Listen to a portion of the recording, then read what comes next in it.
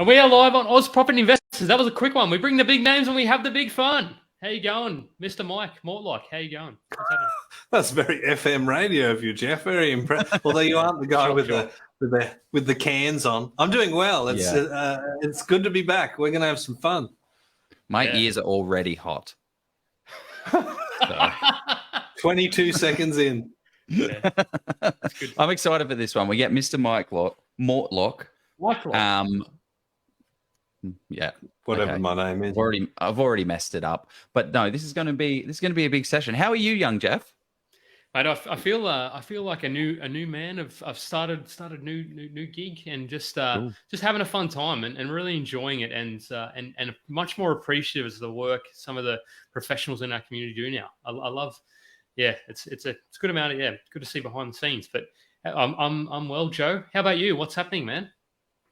Hey, I'm fantastic. I just went to the pub down the road to visit a friend, and I got ID'd. So that felt really, really nice. She's like, "Can I say?" I was like, "Do I look 18?" She's like, "You look under 25." So I have to ask for ID. And I was like, "Thank you very much," because there's points in life where it's the last time it ever happens. And one of those points is the last time you ever get asked for ID. When, Mike, was the last time you got asked for ID? Yesterday. 19. A long time ago, mate. Starts with a 19. Leave me out of this, right? And yes, there is always that time where it's the last time. And I can tell you what, Buster, yours was tonight. Don't get on your high horse. Yeah, I know the moment. But we're not here to talk about that. We are here to talk with Mike Mortlock, and we're not going to do a full introduction. That's Jeff's job. He makes it fun. But I'm excited because I guess a tax depreciation expert.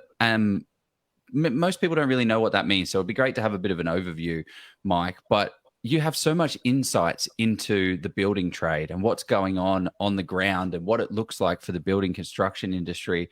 And we hear about all this, access to materials, the cost blowouts, and all of that stuff. So I'm keen to unpack what it all actually means for property investors. I'm keen. But more interestingly, I want to hear what Mike thinks about property for 2023. I mean, the construction will be interesting, but and also future trends. It's all connected, and I brought PowerPoints. Yeah, we didn't even test those. We should have tested them. Do you want to test it now? Maybe you should. I'm sure it'll work. It's only live. Yeah, no, nobody's watching. No, just a few hundred. So shall we get into the quotes? I see some comments that people are rolling in. The crowd is going wild. So drop a like, drop a love, drop a react comment on YouTube and all that sort of good things. So let us know any questions you have, and we'll get to those, as many of those as we can. So what is your quote of the week, Joe, or do you want me to go first? I want Mike to go first. Okay. Oh, such a gentleman. My quote, I think, is pertinent to the property market, and it comes from one of my favorite men in history, and that's Mark Twain, or Samuel Langhorne Clemens, as was his actual name. He said that to create man was a quaint and original idea, but to add the sheep was tautology.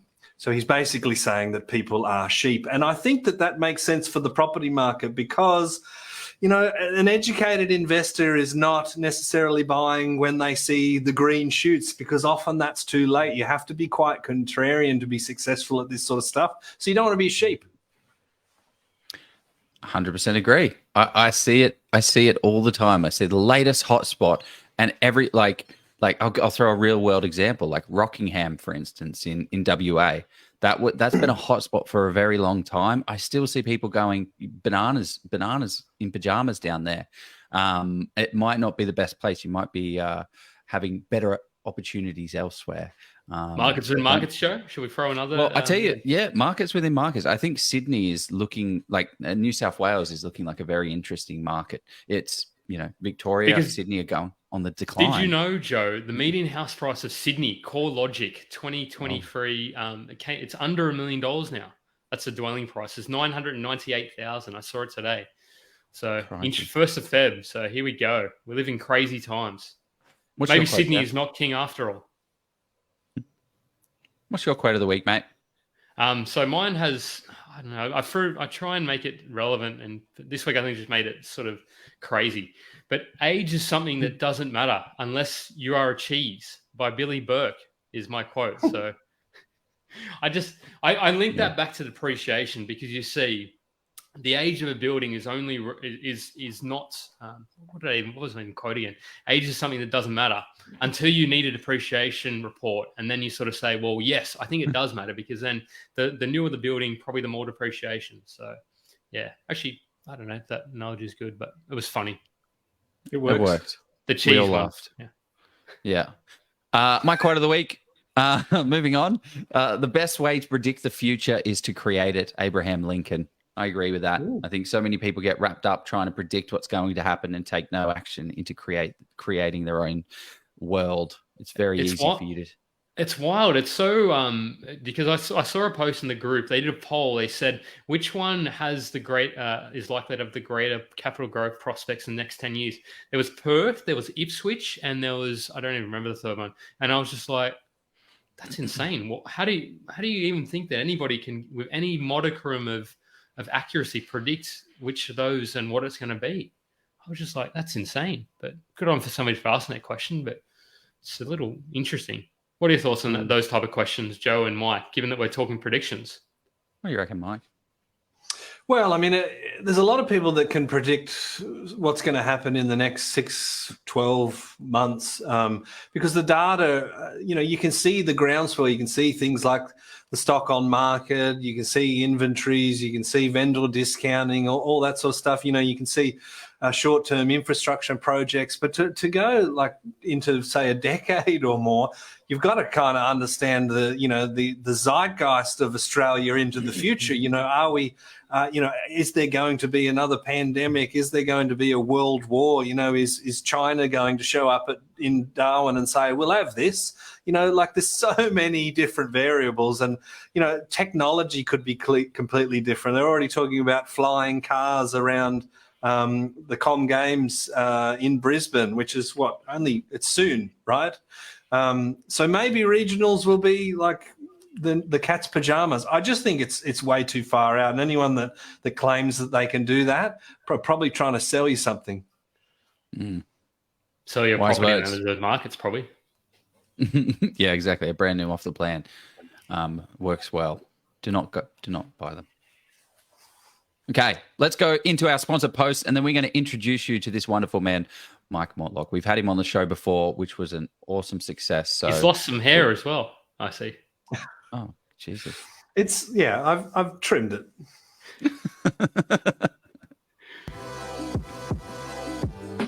This live session is sponsored by Scott Agate from Hello House. Scott has created the world's first property negotiation as a service business.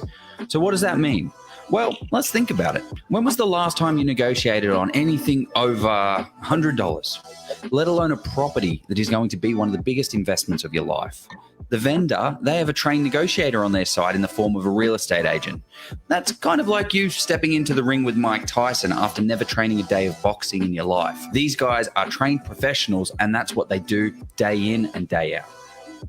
And this is what Hello House does every single day as well. They negotiate on property to get the best buy price from the real estate agents. Scott Agate, he's the expert negotiator. He has been in this industry since 1995. He owned and operated 3 Bell franchises. Scott was the guy that was teaching these real estate agents all these agent games. He knows all of their tricks. Having him on your side is going to give you a massive unfair advantage and literally save you tens of thousands of dollars. Unlike other ways of purchasing property, Scott's incentives are aligned with you, the buyer, meaning the more money he saves you, the more money he makes, which is what you want. You need to have those incentives aligned. Scott has kindly offered our group a massive discount on the retainer fee for his service. So if you're looking to buy your next home or investment property, click the link below to get in touch. We are back. I love a good negotiation. Might even be doing some negotiation next week. So, Mike, the person, the man of the hour. I wrote. I might have stolen this off your website. So, thank you, and thank you, Mike's website. And so, you are an industry leader in tax depreciation. That's what you want to be when you grow up. You want to be an industry leader in tax depreciation. But you have worked as an expert consultant with Macca's, Canberra Airport, Hilton Hotel, just a whole bunch of. And I think the thing about you is you have an amazing personality, Mike. You actually you like Thanks. you're the shining light of depreciation experts. It's good on you. So I'm terribly ordinary looking, you see. So you got to develop the personality when you got a head like this. No, but yeah, that's fantastic. And I think the thing about you as well is that's a reason, because it can be a very dry topic and is very cut and dry to some respects. So the thing I also love about you is you give it a go. You cycle, and you've represented Australia in elite amateur triathlon, and you're a key musician. So I don't know. Mate. And yeah, it's always great to write your own review, isn't it? But yeah, no, I did do that once. I scraped into the national team. That was a real hoot. I got to swim in the Serpentine next to a swan. So yeah, I'll tell my grandkids about that one. There you go. Exciting. So and Mike, you fly a plane. You go. Yeah. Go. And he flies a plane. He's now a pilot, qualified, first solo the other day. I've done a number of solos, but that was my first flight as an actual licensed pilot. So I've passed my private pilot's license. So yeah, I passed that on New Year's Eve. So I was perhaps the last pilot of 2022. It's Todd Sloan's also doing that, isn't he? Yes, yeah, he's going slightly different avenue. He's going into the recreational space, I think, because he's cleverer than me and he's found a cheaper way to do it. But yes, he's been a little bit busy with all the projects that he's had going on, but he won't be that far away. And we've already talked about meeting in Mildura, so that'll be fun. Gee, Mildura. Mid-air, perhaps. You could sort of, high-five each other. Yeah, anyway, maybe not. I don't know if it works that way. Probably not. But so, we're going to ask a slightly different question. What is the funniest depreciation purchase story that you have, Mike? Yeah. This one I kind of there's a lot, right? I've walked in on all sorts of things, drugs and associated paraphernalia, people fornicating, all sorts of different things. But the one that sort of made me feel the stupidest and wonder, like, what is my life, was I went to do an inspection, and the guy was watching television, and we had a bit of a clunky sort of communication, but he sort of gestured me in, but he was watching the TV in French, I should say. And there was an image of Mont Saint Michel, and I said, "Oh yeah, Mont Saint Michel. It's in they went past there in the Tour de France." And he looked at me blankly, and I realized that in France they don't say Tour de France, they say Le Grand Boucle, the big loop, they call it. Anyway, so that was sort of clunky, and I was trying to try out my rudimentary French, which I was learning at the time. And I went out the back, and I was, taking some photos and some measurements of different things, such as we do. And I chanced upon a rather aggressive dog that sort of looked like it was fixing up to chew on me. And I thought, oh no, so I started going, "Oh, it's all right, buddy. Like, it's okay. Like, you're a good boy." And I went, "Hold on a minute. This dog probably only speaks French." So I stood there in the corner going, "Je regrette, which is just, "I'm sorry," or "I regret." And the dog's probably thinking, this is the weirdest thing that's ever happened to me too. So we bonded over that, and I wasn't bitten. Je m'appelle Mike. Je m'appelle Jeff, actually, but yeah. Oui, Vous parlez français? Yeah. Okay. Unreal story. Yeah. I believe it, though. I feel like you would get yourself into a situation like that, talk yourself out of it through French. Yeah. Say if you meet a French dog, just say "you regret." If you meet a French dog, tell him Mike sent you. One thing that I think is good to kind of cover off is if you could give us a quick depreciation 101 for some of the listeners out there that may not have a background of what the heck this field is. I think that'd be a good frame, base. Think about it like a property valuation. You get a valuer out and they say your property's worth X. Now that's a sale price, right? What they're expecting that the property could be sold for or has a value. We sort of act in a similar way. We go and we do an inspection, we take photos and notes, give you a report, but we're really just looking at the built environment. So what's on the land? The land is a non-depreciable component. So we estimate the construction value as at the date that it was built, the value of all of the improvements. And when you're renting out a property, you're able to claim tax deductions based on the decline in value of those assets. Because if you think about investing in property, you're sort of running a business, right? Like you're renting out the property to a tenant, they pay you, but the government gives you an allowance for the fact that you're using that property as an income producing asset and it's going to be wearing out. So a depreciation schedule is really just a report saying this particular year you can claim X amount of deductions based on that property being used as a business. Yeah. So I think you've encapsulated why people should care there. But if you want to hammer home, why should people? What are some of the reasons people should get it? Why should people care about tax depreciation? Well, I mean, if you don't, you're just paying more tax. I mean, this is not a loophole. You know, we've had two elections on negative gearing where they're like, negative gearing's a loophole. I'm pretty sure it came in 1936. And it is written into like the Income Tax Assessment Act. So it's not actually a loophole, right? This is an entitlement. And as an investor, you're providing rental accommodation. And we all know the government is really out of that business. They own next to nothing of private rental stock. So there's a value in that. And if you're not doing that, then you're not maximizing your cash flow. And that can stop you from reaching your goals in the time frame you want to. So I think it's really important. Yeah, it keeps the cash coming in. I mean, have you seen an uptick of investors reaching out and having a conversation with you about depreciation? Because I feel like when times are going swimmingly and you've got cash coming in, but as interest rates start to rise, people are like, oh, actually, how do I optimize? Or it hasn't shifted too much. I mean, we have. We've gone through a real rapid pace of growth in the last little while. But it's too hard to sort of pin it down to that being the reason. Like, you know, things are tight now, so we have to try a little bit harder. I mean, most people that know about depreciation will get it done, whether they're rolling in cash or struggling, you know, because it's there and why not claim it. But certainly I've seen an increase in the education that people have around tax depreciation. People are learning a lot more. Yeah, there you go. So shall we get into some predictions, Joe, or do you have more geeky questions to ask? Well, I have one other question about depreciation because everyone loves depreciation more than most other things.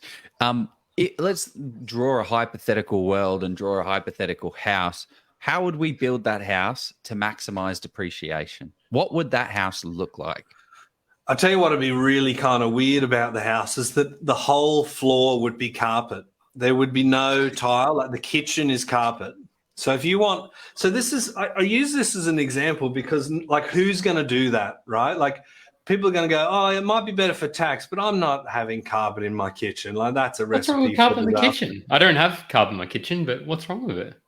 Well, I mean, if you spill food, traditionally it's not a kitchen floor covering. Like if you go to a restaurant and there's carpet in the kitchen, you might be inclined to like walk to the next restaurant, for example. It's a bit unusual. And the reason is that the tiles, for example, are considered part of the building structure. So they have a 40-year effective life and a 2.5% depreciation rate, whereas carpet's a 25% depreciation rate. So it's 10 times better. But if you want the best deductions, you just like, you build the most expensive thing that you can. I mean, the only time overcapitalizing is good is when your quantity surveyor comes to do the depreciation report. And I see Brooke just asked a question about, you know, how old is too old. There's a cutoff date for depreciation deductions on the original structure of 87, but that's kind of a tricky thing because people will then think about that and they'll go, oh, it was built in the 80s or the 60s, so there's not going to be any value. Yeah, and you said in the beginning, Jeff, you know, new property is better for depreciation, and that is sort of broadly true, but it's not always true. And I've even seen some quantity surveyors say that new property is always better for depreciation. But think about a house that costs, say, $400,000 to build, you know, a 4-bedroom project home, or a house in, say, Surrey Hills in Sydney, a little terrace that was bought for $5 million and had a $1.8 million renovation the year before, but it was built in the 1920s. That property is going to kick the backside in terms of depreciation. So you've got it's a great question by Brooke, but when we talk about an older property, we don't say, okay, there's nothing in it. We say, all right, well, we need to understand what's happened to the property over the years. I thought you might have been asking about how old is too old before you get asked for your ID, but I could also be talking about depreciation. 30 is the age. So it's a very valid point, because it's a type of question. People think, oh, my property's 40 years old or 30. Yeah, and then they don't even think about it, right? Yeah. Like that was my original view before we reached out to you, Mike, and got you on the show. Before I was like, oh well, my property was built in 1980. It's not. There's no point even bothering. Why bother? And then you asked me a whole raft of questions about renovations and air conditionings and carpets and floors, and I was like, I did the new ceilings. That cost $10,000. There is that opportunity? Maybe.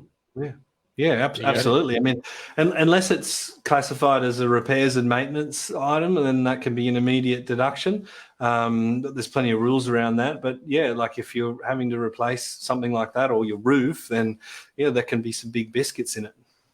Yeah. Should we get into predictions? Because we're 20 minutes in. We promised predictions. Let's do it. Oh, we got a slideshow as well. We've got Mike Mortlock's wonderful slideshow. So this. Maybe this is less of a podcast episode. So if you are listening to this on the podcast, enjoy our voices, but you may want to jump onto YouTube and like and subscribe and do all of that brought stuff. It up. Oh, no, Mike brought it up. Wow. Let's do it. No, I did it. Look at that. Yeah. So let's just make sure that this whole thing works. You've killed me. Yep. Yeah. We'll get this right. There we go. That's the one I wanted. Who is this bloke anyway? Yeah. Why is his haircut so shit? We've sort of done my intro, right? But I think like what's important for me to say is that I'm a tax depreciation expert. I'm a quantity surveyor by trade. I'm not an economist, but I did get 49.5% in an undergraduate economics, and I was on my way to the uni to key the lecturer's car when he rang to said, "Don't worry, that'll round up to 50." But I did actually do postgraduate property economics and got a HD in that. Now, that's not terribly impressive at all, but I think when you look at all the property commentators around Australia, the average is probably a little bit less than that. So a lot of this is, my point is that a lot of this is my opinion. This is not necessarily what I do day to day, every day, but, you know, I'm plugged into a lot of people. I observe a lot of things, and I'm keen to hear, like, I'd love people to argue with me and say, I don't believe it. So let's start the conversation, eh? Yeah, let's make it. What are we going to cover? Oh, here we go. I can't even read that. But let's start. What I wanted to sort of start with is let's look at where we're at. Like, where is the property market at now? This graph was prior to the CoreLogic things that came out today. What a way to ruin a presentation, right? But what's really stark about this is you see that little blue line. It's the steepest rate of property falls that I think has happened since CoreLogic have had their data, right? And we're down 8.6% since the interest rate changes. But to put that in context, does that mean this is a worse property market than it was in previous downturns? Well, no. What preceded that was an incredible amount of transactions and property price appreciation as part of the boom that happened, you know, after the pandemic sort of calmed down. And this is an unprecedented amount of RBA interest rate increases. So, you know, that's why the graph looks like that. And yes, it's likely to continue that decline. But, you know, I don't see that we're going to be talking about these 30% drops. And this little doodad here, this slide is I think important to remind us that in 2019 there was about to be a boom, right? The property market was already booming, right? But then COVID happened, and for a fair amount of time we didn't know what was going to happen. Like, I was thinking, I need to get more tinned fruit. Do I need a shotgun? Like, what manner of the apocalypse are we expecting to see? But then the property market went absolutely crazy, and I think that there was a lot in it that needed to be slowed down, right? You look at some of the markets like Brisbane. It's like you wait a month and your suburb has now gone an extra 5 kilometres away. I heard that from buyers agents. You wait another month and it's like, okay, well, you were like New Farm and now you're Ipswich, right? So you just press the button before you end up in Alice Springs. It was absolutely insane. I saw Mike. I saw a post, or I think it was on Twitter. I regularly follow the property bears because it's funny to see what they're saying. They were saying that Kedron, a suburb sort of area in Brisbane, is apparently the median has dropped like 35% or something. Which I don't know. Can we address? What are your thoughts on medians being?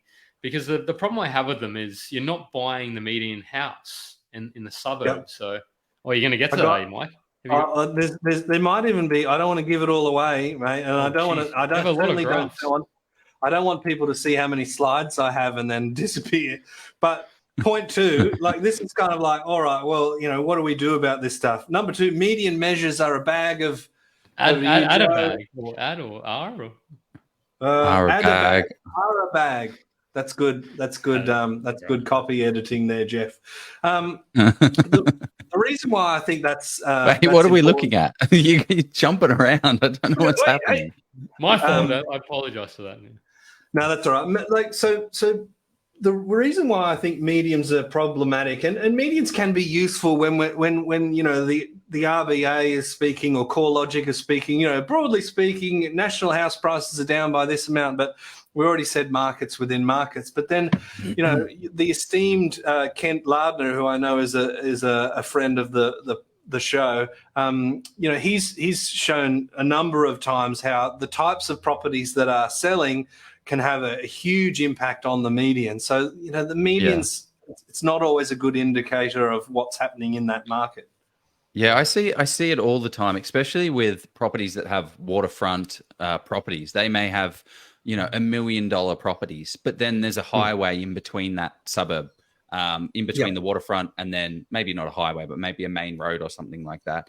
On the other side of the road, it's $500,000. It's $550,000, and then all of a sudden, the median house price, it's $750,000. So you go and buy in that $500,000 suburb at $600,000 because you're like, wow, the median's $750.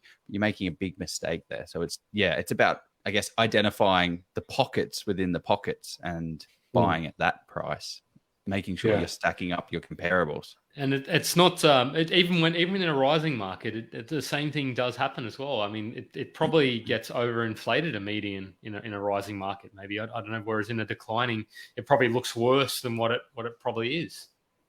And it really tends to sort of be impacted by the prestige property market, because there's a disproportionately high value property and often the first to come off, right? So some of the cheaper suburbs in Sydney might still be seeing growth, but the premium end of the market is bringing it down. So that's where I think it's quite problematic to talk medians. Yeah, and I mean, the high end grows the most. It kicks things off, but then it drops the most as well. So you really got to be a little bit more time sensitive, I think, if you're going to the high end. Can drop the most. I mean, I wouldn't say it does. I mean, unless you've got data on that. I mean.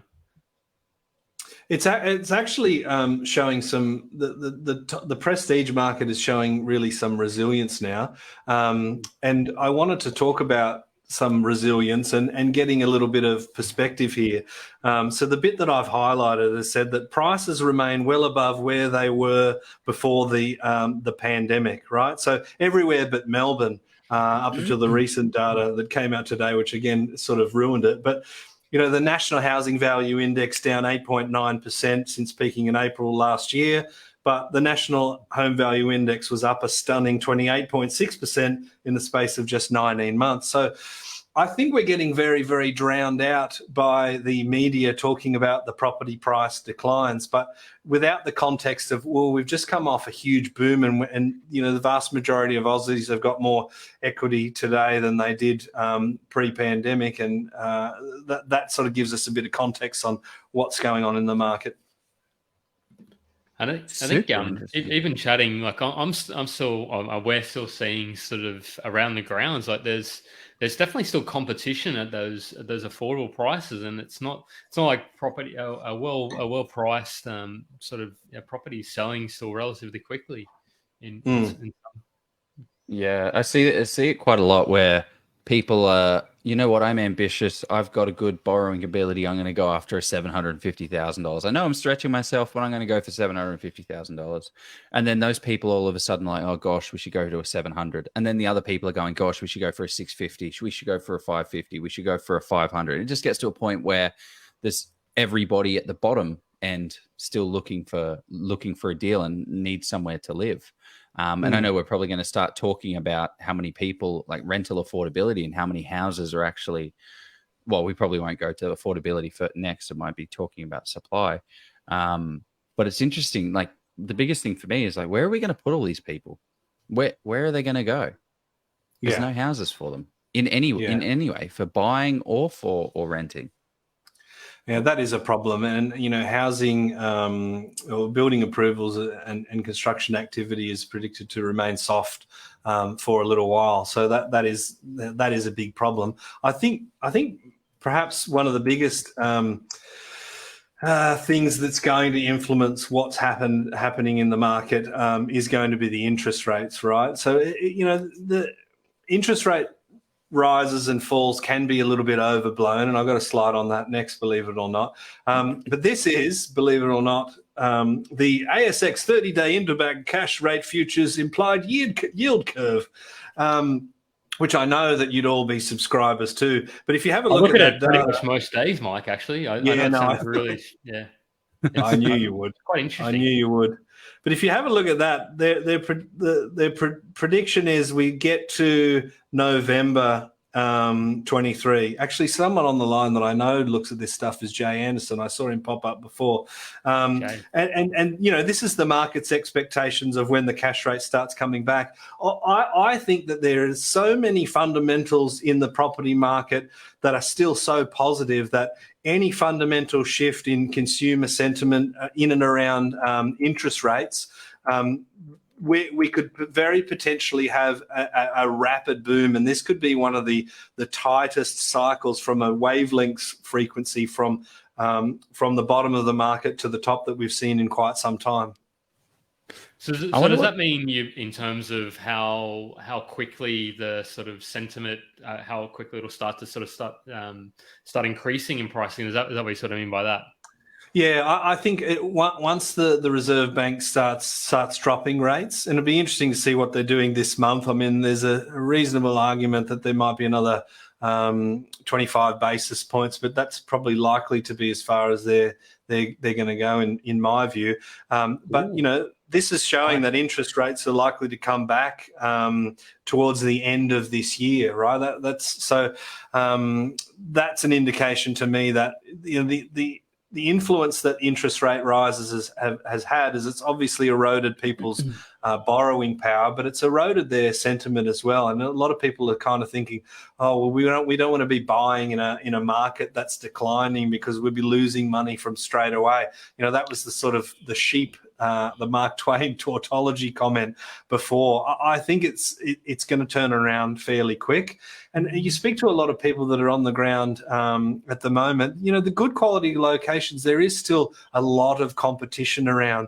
And I think it comes down to three main things. It's going to be rental affordability. So, you know, rental affordability is a huge problem at the moment. You know, we're talking about 16-year lows of vacancy rates. You know, building supply is going to be another issue, and you know, we've got a lot of pressure on the construction industry at the moment, with not just interest rates, but cost of materials and the availability of trades and those sorts of things. And then it comes to stock on market. There's just not enough listing activity out there at the moment. So there's still a lot of demand for those quality properties.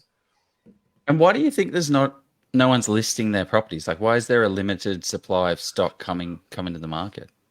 Well, during the pandemic, there was something like 640,000 transactions. So a lot of the buying activity has kind of actually happened. There's a lot of people that upgraded in that market. There's a lot of people that purchase.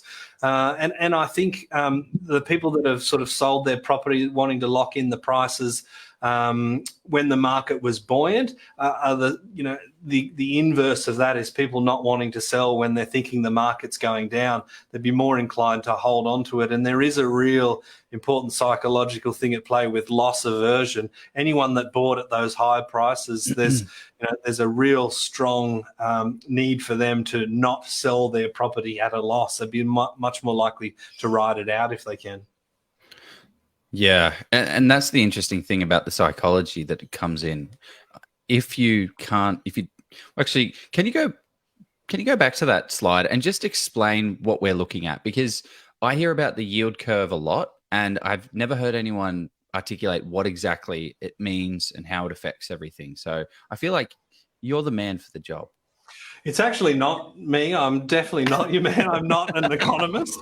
So like I would be doing property economics a disservice to try and explain the importance of that. But I think for your average mum and dad person playing at home, it's basically the market predicting that the cash rate is going to drop at the latter part of this year and continue through till mid 2024, at least as far as that indicator's showing. What did their indicators look like a year ago? Yeah, well, I mean, it was about 1.8. I think at this stage they had the yield. If memory serves me correct. So I don't know, you go the way back. It's hard to listen to them. It's hard to take their new predictions seriously when they make those predictions. The 2014 so it's not actually a prediction. So my understanding is that it's people essentially. So it's a futures contract. So it's people trading what they anticipate. So they're sort of they're locking in so it's like anybody trading a futures thing. So what they expect it to be, and then it's sort of how much money they want to put into that. So it's kind of, and they sell that contract, and then once that contract expires, I'll then sort of reprice it and say, well, actually, we expect it now to be a lot higher. So it's like like selling a share, or people putting money where their mouth is. Yeah, it's less of a prediction. It's more of a this is what the market thinks. I guess which is a sea of predictions, right? Mm. Yeah, what's that? There's the average aggregate of predictions will be around about correct.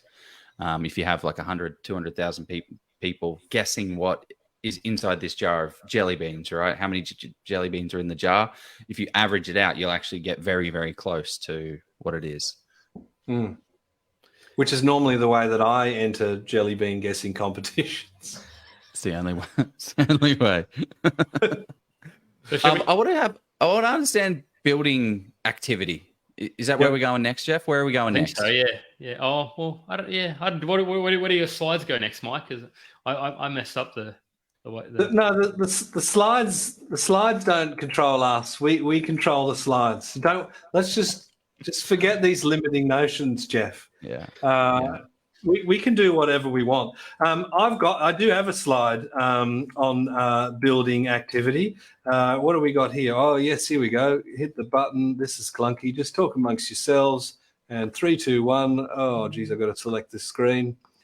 We had one drop off. There you go. Now you've got to add it. So this is predictions for construction costs and building activity. So building approvals fell for a third straight month to the end of 2022. And if you have a look at the numbers there, that's sort of hidden on my screen because I've got a little widget up there. But it goes all the way back to 2015. And these numbers are in thousands. So these are the buildings, the number of buildings constructed in thousands. So 2018, we're talking 230, and predicted from 2022 to 2025, we're still talking numbers well below the average of the last of say 2015 to 2019. So that sort of says to me that there's not going to be any house price relief based on building activity at the moment, and there are quite a few headwinds for the construction industry for the next little while that I think will take some time to unwind. So what are the core challenges around stopping that? I mean, I could have a guess, but I'd much rather you tell us. Yeah, in terms of construction costs? Well, just like what's stopping those buildings happening? Why aren't people able to build as much as what we used to be able to? Yeah, look, well, I suppose it depends on the appetite of the developer and what their expectation of the result is going to be. At the beginning of the pandemic, we saw a huge spike in vacancy rates in the inner city apartments, because these were locations that I was looking at in the rent loss index that we were putting together, and investors in those locations like South Melbourne and certain parts of Brisbane and in and around the uni precincts in New South Wales, in Sydney, the vacancies were crazy because we had a lot of the international students disappear. And that's become a lot tighter now. But just the cost to actually get these properties built is a real problem. It comes down to a lot of different things, but mostly it's the materials availability and the materials handling. We've got an under-resourced construction sector, and even little things like the East Coast low and the floods. We lost some 130,000 hectares of commercial plantation, so that's impacting the price of timber and things like that. Wow. There's also been global demand that's influencing things as well. So like 2022, the US building sector had its biggest year since the GFC, up 25% on 2019 numbers. And when you consider that about 60 to 70% of our construction materials come from China, and we had international shipping issues, we had the COVID issue in China and the COVID zero stuff. There's a lot of pressure on the construction prices because of those influences. Wow, that was a lot. Mike, did that answer the question? It answers several questions. I've ran out of questions here, Mike. Right. But one of the questions I just wanted to take back, because I know we get a lot of new first-time investors and people that are trying to connect the dots of the world that may not want to ask the silly questions, and that's all I have. So how come building prices? Why are we talking about building prices? Why are we talking about building new constructions for property? Like, obviously it's creating the property itself, but how does that affect growth, prices, and all of these things in the property market? How does it kind of connect? Well, dwellings, if rather we say houses or buildings, okay, like dwellings are a limited resource, right? And there's been all sorts of little influences that impact the availability of dwellings. And one thing is that you might not even think about is there's been a fairly elevated divorce rate since the beginning of the pandemic. And that's where often that we get households that are occupying one dwelling now occupying two dwellings. And there's kind of like an efficiency loss from our dwelling pool and things like that. So, I mean, it would be very difficult for me to sort of run for, I don't know, the head of the property turnaround commission and say, we need to ban divorces, right? But, that's just one of the things. When we build more property, there's more availability. It's more supply, right? And it just comes back to that demand and supply equation. And so when the construction industry is suffering, and there's been a huge amount of liquidations in the construction industry, because at the beginning of the pandemic, people were basically buying work, right? They were kind of thinking, oh gosh, like, I don't know what's going to happen. I'll just tender on this project on the smallest of margin, just so I know that I can keep trading and keep feeding my trades. because that's a big part of a building company. And, you know, when you see prices of materials, like certain things going up 70% in 12 or 18 months, a lot of these construction projects are on a long lead time, right? So these fixed price contracts that they're obligated to complete, you know, they're in many cases we're doing them at a loss. And we saw a huge amount of liquidations and some, you know, really big construction companies. Are they still going on? Are we still seeing people liquidating and going under, or are we over the? Have we hit the bottom and starting to rebound? And what's that look like? There's been one big name that's happened already this year, so big that I've forgotten their name, but it was a sizable business, right? I think, you know, we're unlikely to see as many as we have in the last year, but there's the head of the HIA is saying that there's a lot of building companies in negative equity, and it's a difficult situation you're in if you're engaging someone to build a property for you, and they're saying, look, I know I've got a fixed price contract, but the costs have gone up. We want you to spend this amount extra. In a lot of cases, that was probably the smartest thing to do, was to actually agree to it. Because the way that the construction industry works is that, you know, a builder can just go into liquidation, and then, you know, you've got the problem of how do you actually get that completed. And a half-built property is not like half the construction money spent. And I don't mean that just because different items are worth more, but the next builder has to take on the liability of all the works that are done to that point, right? And you've got defects liability period. So it's I've seen half-built buildings less than land. Like just the land was, you know, let's just say 350, and the house with half a house built was 300. It's absolutely crazy. And many builders will not want to take that on, and if they do, you know, it'd be a huge margin, because they do have to assume those risks, and in a lot of cases it might actually be cheaper to knock that property down and start again. You know, it doesn't make sense. Crazy. It doesnnn't pass the common sense test, but that can be a real world.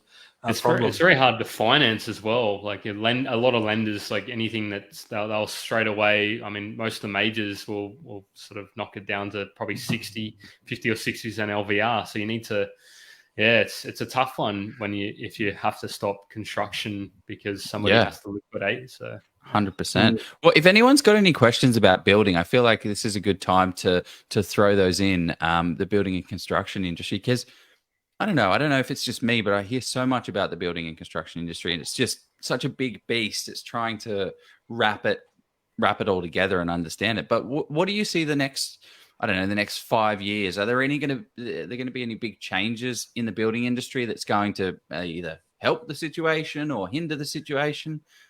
Yeah, it's difficult. I mean, there's state-based changes that are coming in. There's a lot of different things coming in to try and make it safer for consumers. I think what really needs to happen is the construction industry needs to evolve. It's probably one of the slowest evolving industries that we've got in Australia.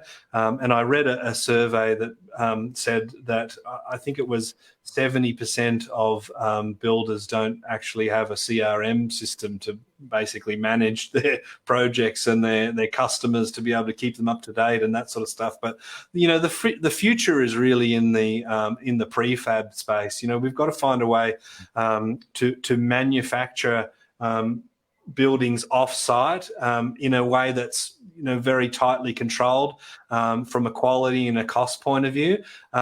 We can't really afford for construction costs to continue to rise. The pressure is coming off. There's more availability of materials, and the supply chain issues have kind of unwound. But there was a lot of demand during the home builder scheme. That's actually probably created some of the materials problems. And then we've got issues with natural disasters. And I spoke to one of the guys that worked for a household name builder, one of the big ones, right? And he said, we can't get roofers. And I'm like, what do you mean you're like the McDonald's of construction? Like, if anyone can get them, it's you. They're like, no, they're all getting paid like 3 times our hourly rate doing reconstruction works on demolished properties or damaged properties, right? Because if you think about an insurance company, for every moment that property is not being reinstated, they're normally having to put that person up in crisis accommodation or temporary accommodation. So, often they're getting the tradies and the materials first. Yeah, that's such a great point, because they're losing money hand over fist, whereas they need to pay a little bit extra, otherwise they're going to lose a lot more. So it all just comes down to supply and demand, doesn't it? Mm. Could have finished alive in 2 minutes. Everything's just supply and demand, done. Well, is that how you see them? Is that how you see the market, Mike? Is it that simple? There's a lot more nuances to just the supply and demand. Like, as I mentioned before, it comes down to that utilization, right? Because you can have X amount of households and X amount of dwellings be in a perfect equilibrium. You're like, okay, we don't need to build anymore because it's perfect. But then you've got people that are having babies, or you've got people that are divorcing and moving into different properties. So there's always more to it. But of course, the government has always looked on the demand side of things to fix things, and in some ways that's kind of right, because you think about first homeowners, the big hurdle is the deposit hurdle, right? So the first home loan saver schemes and things like that that's helping them, or the stamp duty changes in New South Wales, or the first homeowner grants. They're really great for the people that get those grants, but for everyone else, housing prices just gone up. So it just continues to put a fire under the backside of property. So that these are all demand measures rather than supply measures, and it's not, I think, just about building more dwellings. It's also town planning and enabling areas to have more dwellings, to go to higher levels, higher density, and that sort of thing. But it's also quite stark when you look at a map of Australia, and especially at night when the lights are on, right? You see all the lights are down this tiny little strip. Most of the country is quite uninhabitable, right? But there's all sorts of regions out there that just don't have much of a percentage of our population. Whereas you look at somewhere like America, there's many massive cities, right? It's not like just LA or New York. There's lots of different examples, and I think we need to encourage the expansion of some of those regions. And part of the problem has been, the ability to get from place to place. The transport infrastructure hasn't always been there. The NBN was a huge issue for a long time. But we've got to see governments investing and saying, well, we're going to put the whole of the ATO in Dubbo or Albury, or I don't know, pick a place. Well, one thing that I find interesting is the prices for housing in the United States is very affordable, right? They have, I don't know what the population is, 250 million or something like that, or 300 million. 300 odd million. So they've got a lot of people, but the prices are super low.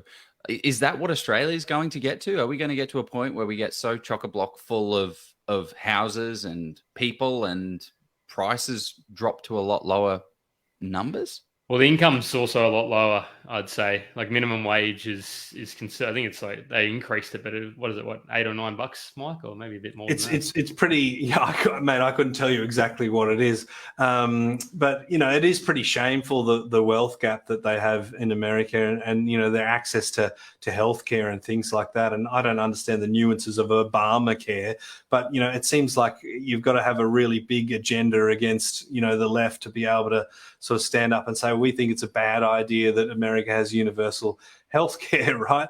So I think it's a completely different thing. And the way that the mortgage-backed securities work in America is a little bit different to here. I mean, you can't just kind of walk away from a property or mortgage delinquency in the same way that you were able to in the US. I know that was an issue in the GFC. I'm not sure if that's potentially changed. But our household wealth is tied up in property.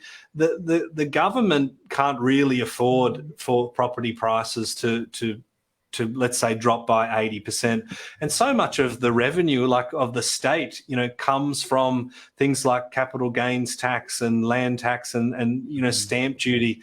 And that's all being indexed as property prices go up. So there's too much at stake to fundamentally find a way to go, all right, we're going to find a way to make every house worth half as much and that'll solve all the problems. It's much more nuanced than that. I like this one this is a friend of the podcast, Jordan De Jong. He says, how long until we see a slowdown in labour and material costs? Will the costs come down or stay at the current level? I have some spare hair as well if you find a use with it in modern day construction, apparently. I think that's an in-joke. Jordan's now moved to the Gold Coast and he's growing his surfer hair, and his hair was already like a national treasure. So I can just imagine that it's going to be absolutely glorious. And he has quite a bit of experience in the construction industry as well. A slowdown in the increase in costs is already happening. So the AIQS has predicted a 4.3% growth in construction costs from here to the end of October.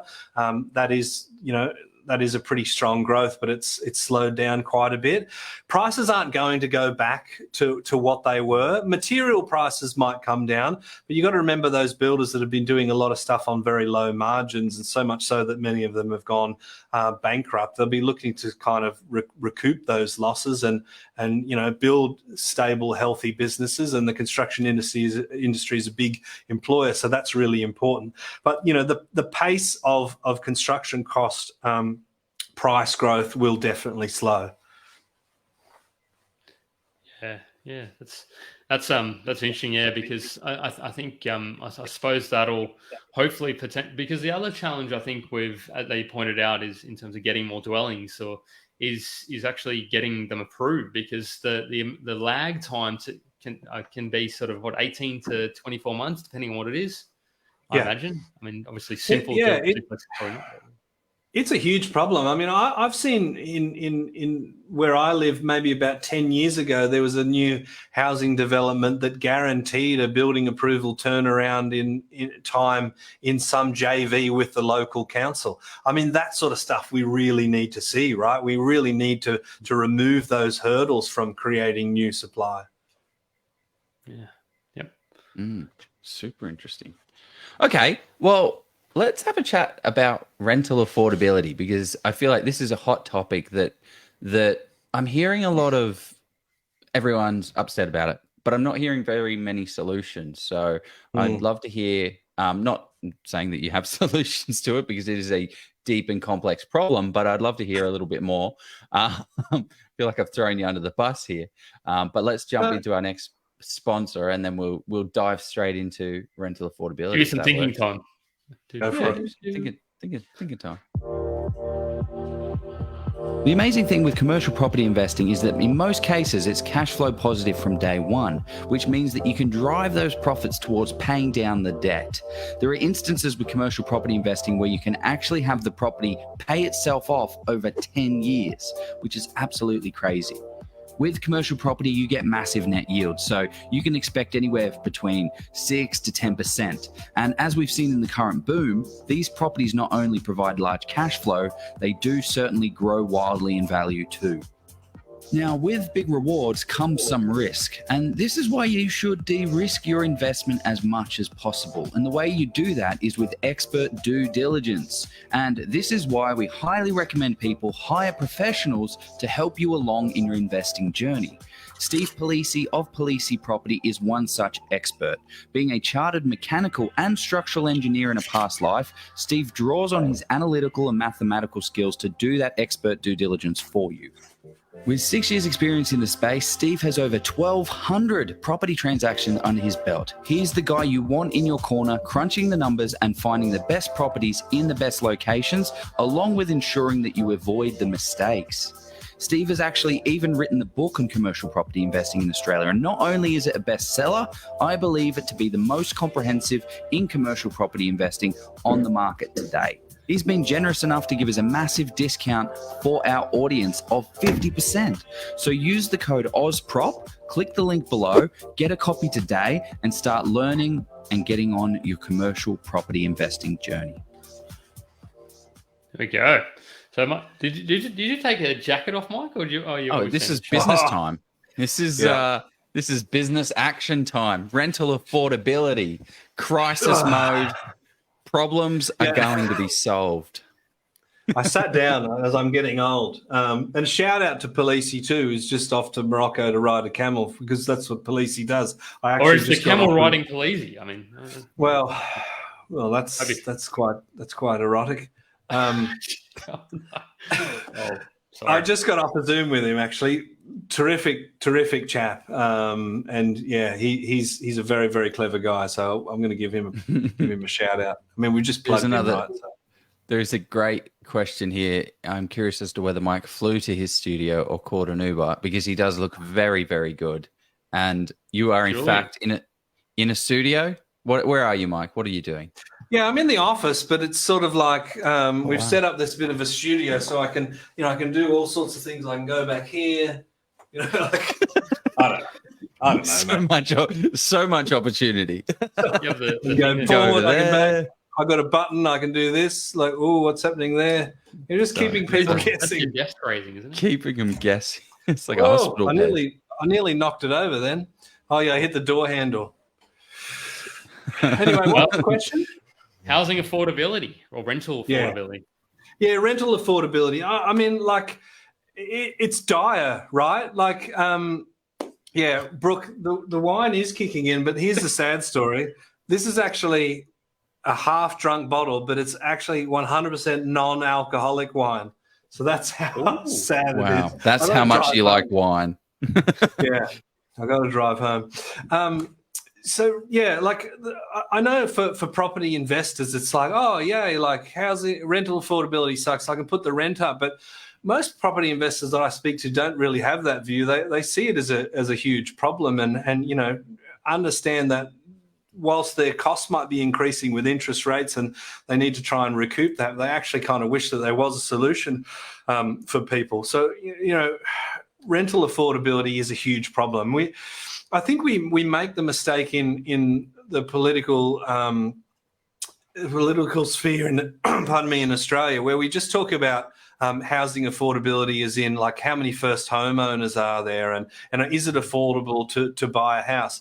There's a reasonable proportion of the country that will never buy a house, right? For whatever reason. They might have the type of work that just doesn't look good for a bank, whether it being kind of casual, or there could just be a million reasons. So I think affordability needs to consider rental affordability, because when we talk about housing affordability, mortgage stress, we should really just be looking, whether it's a mortgage or whether it's your rent, is it 40% or more than your income? So that's a problem, I think. But I've actually got, I've done a little bit of thinking, and while you ran that Policey ad, I've typed up 1,147 words. My first point is we need to build more housing, right? There was I've got some stats for you. Nearly 1 million new households created between the 2016 and 2021 census. So that equates to 198,000 households each year. The total number of new homes built each year, including owner-occupier residents, second dwellings, was approximately 198,000. So, we're under building stock. And I really think that construction grants can be part of the problem, but they need to be broader than just first homeowner grants. We need to get more property built, and I think those should be considered to go to investors as well. Incentives for investors to own the stock that the government creates. Yeah, so incentivising new construction through grants has always been a first homeowner thing, but if you can include investors as well as new home buyers, then that can potentially increase the supply of rental accommodation. But we saw that that scheme, the national, what was it, NRAS, National Rent Affordability Scheme, which was encouraged to get investors to buy with tax incentives. What sort of other, because that didn't seem to go all that well. It just seemed to, how would you overcome that's the challenge of that program, or is that a Yeah, because it was sort of on the basis that you would agree to provide, rental accommodation within a certain price point. And look, I didn't see that being terribly successful, and I think the government has had a lot of issues with many of those sort of roundtable ideas that they come up with, like the rent to buy sort of schemes, where the properties are not necessarily the types of properties that people want to live in. But I just think that, stimulating the building industry in a reasonable way that helps to increase the supply is something that we should look at. And investors have often been kind of left out of the conversation about affordability. And when we talk about rental affordability, investors are the ones that are providing the vast majority of the stock. The government owns 2.5 to 3% of all private rental of all rental accommodation, and it's just nowhere near enough. I was looking at it the other day. Like there's 66. I haven't looked at the number in Queensland, but there's 66,000 housing commission properties in Queensland. That doesn't seem like enough for how many dwellings are in Queensland. Now, I haven't got the numbers for how many dwellings are in Queensland. Someone check the ABS stats, but it just doesn't seem like enough to be able to support enough people. How are we? To put that in context, PIPA in 2022 found that 6.7% of their investors sold at least one property over the 2 years to August 22. So that's a rental supply drop of 10% just in that period, which is approximately 269,000 dwellings. So, that gives you a bit of a context of, 6.7% of investors sold at least one property, and they're talking 269,000 dwellings as opposed to your figure of 66,000 of those government properties available. It's a drop in the ocean. Could they have sold it to other investors though? Or they sold it? Yeah, a good question. But the best advice on that is about 65% of that went to owner occupiers. Oh, okay. There you go. Yeah. Just because that's what's in the market, right?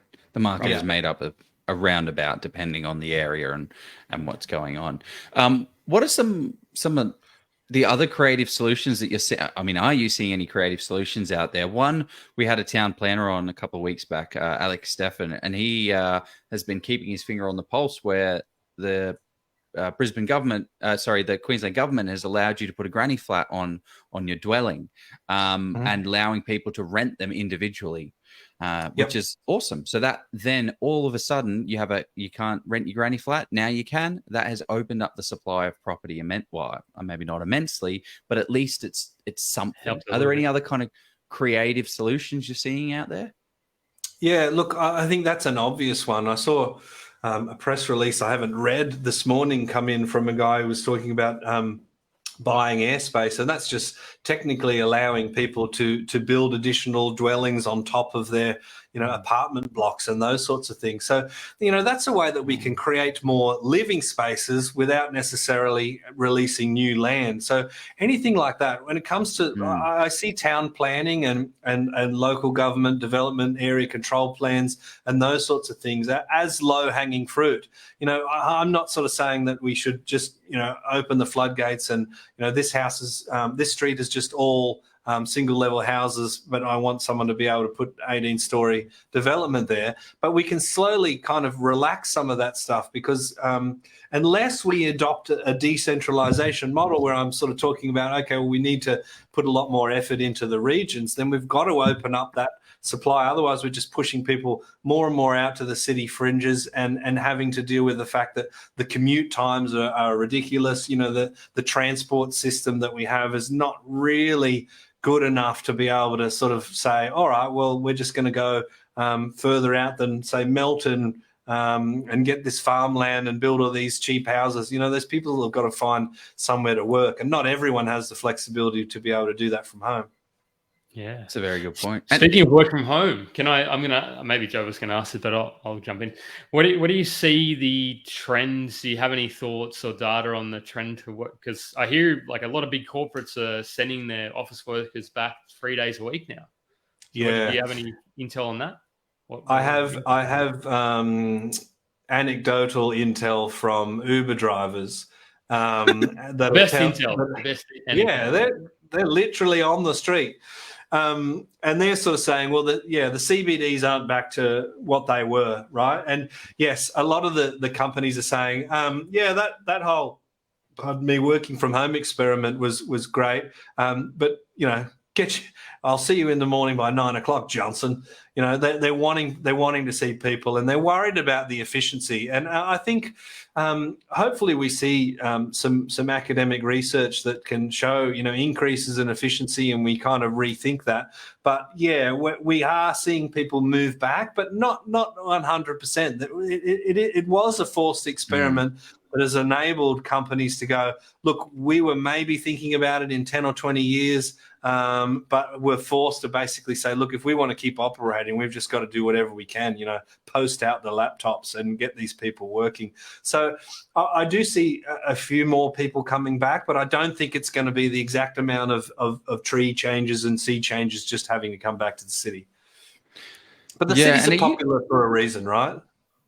Yeah, there's lifestyle drivers, there's money drivers. But are you seeing that the government is trying to incentivize, everyone wants to focus on the city. Everyone wants to live in Sydney. Everyone wants to live in Brisbane. Everyone wants to live in every other capital city. Are you seeing the government now throwing infrastructure spend and throwing all this money into the regions so it makes them more attractive, so they take a lot of pressure out of Melbourne and move it to Geelong, or out of Sydney and move it to Wollongong? Are you seeing a larger expense spent out into the regions to compensate?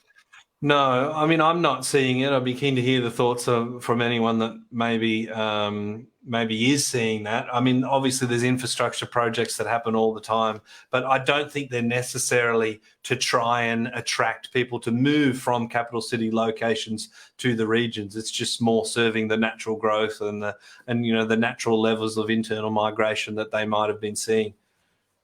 Yeah, it'd be super interesting to see that, because it sounds like it would take a lot of heat out of the challenges that they're having in the cities. Yeah. Well, just imagine it if we had, we had, say, 10 or 15 cities that, had populations of 200 to 300,000 or more. It'd be a completely different property market. I think, there'd be more opportunities for people to get into the market. But structurally, we love the coast. We just hang around on the coastal fringes. I employed a Welsh guy just for a laugh recently. And we love the Welsh. If any Welsh people watching, give us a yell. Yeah. Great rugby team, and made the Soccer World Cup too, by the way, Mike. I'll have a little bit of annoying accent though. But lovely. Anyway. Sort of a compliment sandwich. I'll finish it with a lovely fella. And he was actually incentivized from a visa point of view to move to, he knew he was coming to Australia, he moved to Melbourne. Last week he left to go to WA because he thought, well, why did I leave Wales to go to Melbourne when the weather is kind of the same? Because I think it was like, unluckily for him, the 16-year record of low temperature over a summer, it's just started to get hot and he's sort of buggered off to Perth. But that's an interesting notion. Like, why was he incentivized to go to Victoria rather than somewhere else? I mean, there's interesting little things there where, there are incentives for people to go to regional locations from an immigration point of view. But what else is the government doing to try and get people to move to those locations? I'm not sure. Could I change gears a little bit around what you're sort of seeing in the commercial property depreciation space, or just what you're seeing anecdotally, or are you doing, like, which type of assets are people building more of? What are you seeing? Yeah, building. I mean, all sorts of different things. We're seeing a lot of mixed-use developments, which will be, residential with a commercial sort of section to it. There's a lot of interest in self-storage and things like that. The one thing that Instagram gives us is the desire to have more stuff, and we've got to put that stuff somewhere. That's a supply and demand issue, I suppose. But, commercial property has become much more popular as an investment. I think it's a little bit less attractive these days with interest rates. The yields aren't necessarily as juicy as they were in the past. Interestingly, or you'll be the judge of this, there's actually been a new plant and equipment added last year in the commercial space, and that is sneeze guards. Has a 2-year effective life. So that's my new favourite plant and equipment item. So those are those things you see, when you go to Coles or Woolies, they have those plastic screens up. Those sneeze guards are now tax deductible. I tell you what, every buffet is going to be pumped for that. Yeah. Well, that's good. That's good. There's more stuff to write off. Are there any other kind of big depreciation changes coming that we should be thinking about or considering as property investors that you're seeing out there? The thing is that the biggest change really in my career in tax depreciation was in 2017 on the 9th of May. And that was a surprise. I was watching the budget speech with a glass of wine. This one actually had alcohol in it. It was good stuff too. But I had to just leave it and drive straight into work and model what the impact of those changes were. So when you sort of say, like, is there anything coming? Well, I didn't know that was coming. And that was a huge change, right? And not a lot of people understood what that actually meant. I was crunching data and sending that to Louis Christopher and Pete Wargen because they were probably getting a little bit more airtime than me. So I thought, I'll send them the stuff, like at least it gets out there. So there's nothing that I see coming up. But I mean, that's an interesting thing that we could think of from a rental affordability thing, right? So depreciation deductions since 2017 have been eroded, right? So on average, we're probably sort of saying somewhere around 20 or 30% of the deductions that you would have got prior to that legislation, you're not getting any more. So that's actually made investing less attractive. Now, that's probably not enough to influence investor activity so much, but I think when you add that with 2 elections talking about banning negative gearing, where people are trying to set their financial future up and make long-term decisions. We've got, the Queensland government talking about their land tax changes, where they're going to tax you for every property you own across Australia. The Greens are talking about a cap on rental increases. There's been huge legislation changes for renters in Victoria around minimum standards, and not all of that is bad, right? As investors, we've got an obligation to provide a nice, safe place. But there's been a lot of pressure put on property investors that has made them reconsider whether they actually want to be investors anymore. And we probably saw that data borne out in the Pippa survey, where we saw a lot of investors exit the market. So I think the government has got to accept the fact that unless there's some panacea out there, or they decide, look, we're going to build, 1 million homes and rent them out for $200 a week, unless they're going to do that, the solution really lies with property investors and demonizing them, such as has happened in the political discourse, and putting these kind of arduous things on them, and show cause evictions and all sorts of things like that. I think that is part of the problem. I really think that this rental affordability crisis was in many ways manufactured by poor political decisions. There you go. You put it that way. And that 2017 thing that you're talking about is where you can't write off flights and things to your investment property. Is that what you're talking about, or was there more to it? Yeah, there's a tax integrity bill. So yes, that was not necessarily part of the depreciation legislation, but yeah, you can't. The investment properties in the Gold Coast probably became a lot less attractive because people were going there on holidays and going, "Yep, no, it looks good," and then spending a week at Movie World or whatever people do. But no, we're talking about the rule that said that from the 9th of May 2017, if you're buying a property and you want to claim plant and equipment deductions, so carpets, blinds, kitchen appliances, hot water systems, air conditioning, you either have to buy that property brand new, or you can buy an older property and you can install brand new assets and claim those. But if you're buying a house that's 1 year old and it's full of plant and equipment, you don't get to claim any of that. That sucks. It was a big change, and there was a lot of hoo-ha about it. So yeah, but the property market still survived. It did. Yeah, and I heard and I heard a fair bit about it, because I think it could have been achieved in the aims that they were trying to achieve could have been done in a different way.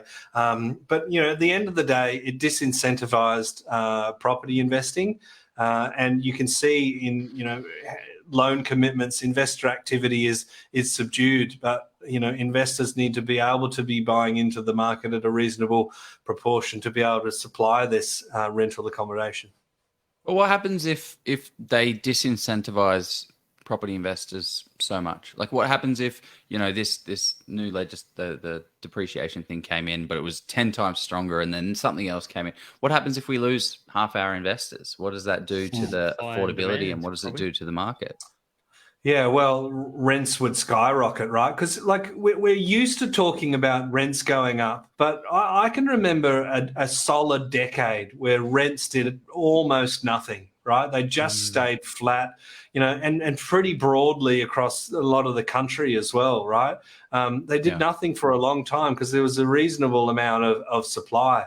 But when you have investors exit the market, it doesn't perfectly work that a greedy land baron sells one investment property and a virtuous, happy little first home buyer goes in there, and then the world is all okay. There's a lot of people that will never actually buy their own home, and they need accommodation. And if that's all, if the supply of that drops, then it's going to put the pressure on prices. Yeah. I think we did discuss some reasonable sort of anybody of influence watching at home. There's probably a few people. Please pass this on. Or you got more questions on that, Joe? Well, yeah, I'm interested about the migration numbers now that you may be seeing, where over 2020, 2021, 2022, we had very little people coming to the market. And now that is I don't know if you've got a chart on it, but you're now starting to see like a bloody... Has he got a chart? Little hockey stick. How many charts have you got? I should have asked. I've got a chart. I've got a chart here somewhere. Where is it? Migration. Be under M, wouldn't it? Here we go. Migration. Let's play this one. What have I got to do? The button again. Yeah, button. Click which also one. Get the one. From memory, old school data would suggest boom follows low rental yields. Do you still think this will happen? There's a great little question. Jenny. I think Mike would have crunched some data on that, maybe. Oh. I'll come to that one. Let's come back to that. Overseas migration, you can kind of see. Can you make it full screen? Oh, that would be good, wouldn't it? Present. From current slide. Let's do the other one. Duplicate slideshow. There we go. Oh, look at that. Wizard. So you can see overseas back. Yeah, we're going back to the 1800s, right?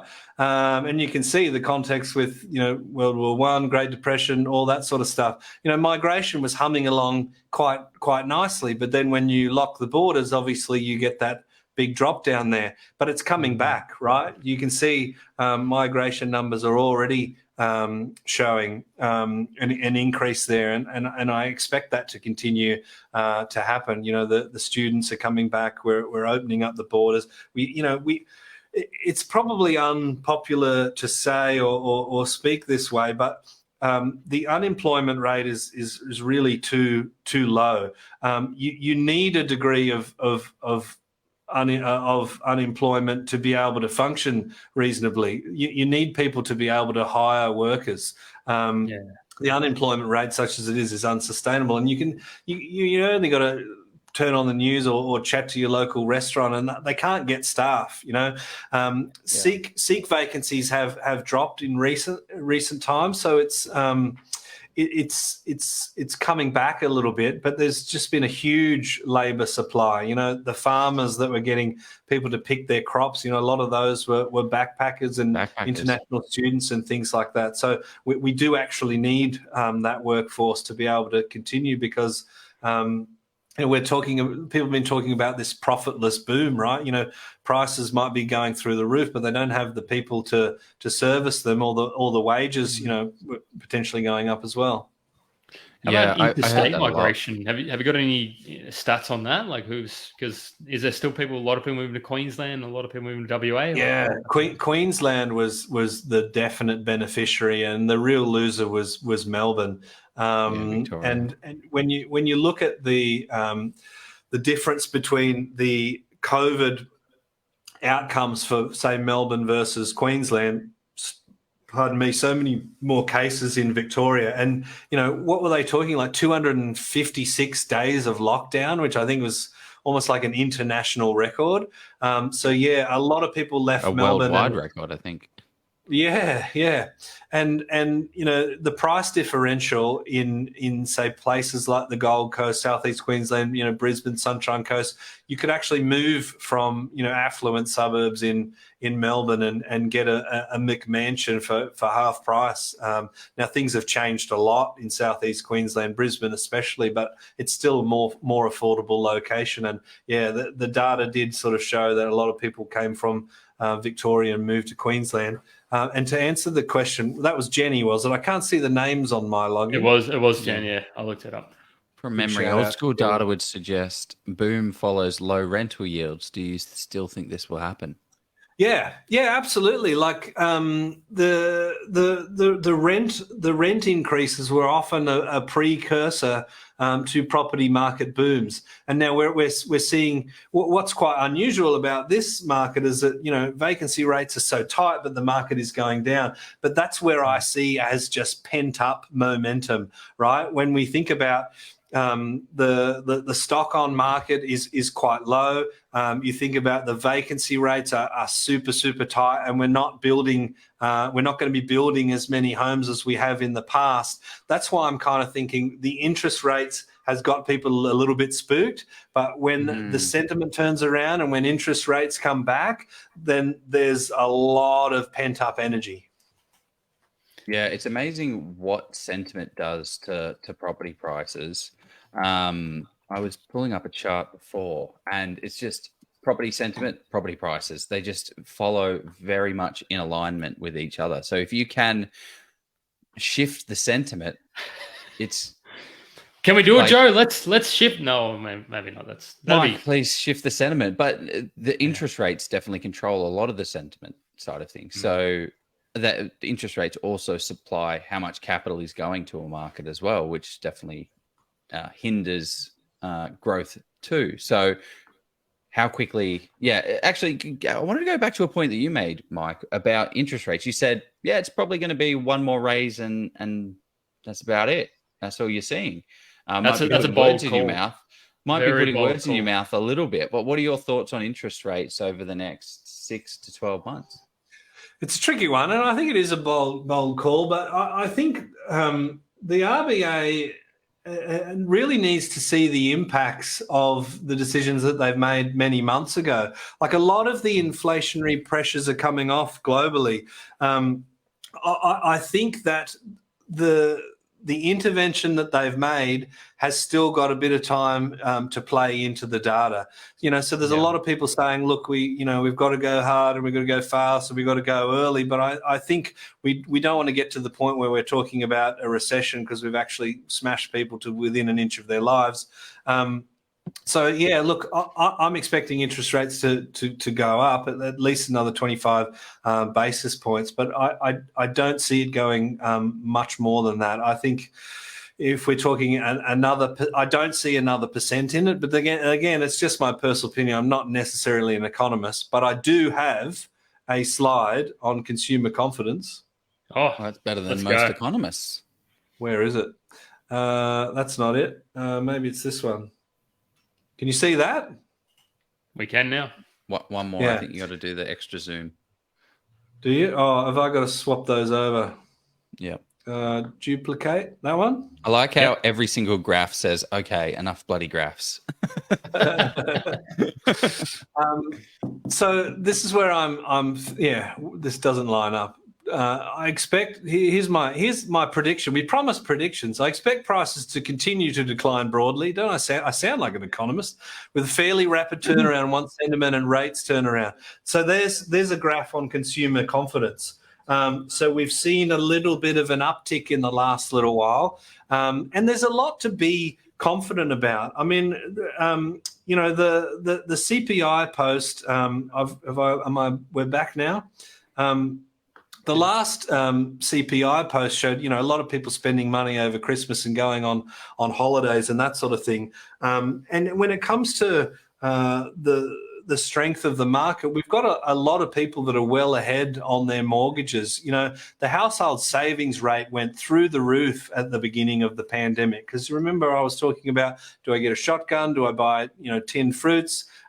People didn't know what to do, so they protected themselves. They hoarded the cash, and then it's like, oh, we've got all this money, but we can't go anywhere. Can't go to the restaurant, we can't travel. But then when that could happen, we saw a lot of money being spent. We saw a lot of people doing renovations. We saw, we've seen a lot of international travel in the last little while. But I think that mortgages are in fairly good shape at the moment. So there's a lot, I think, to be positive about.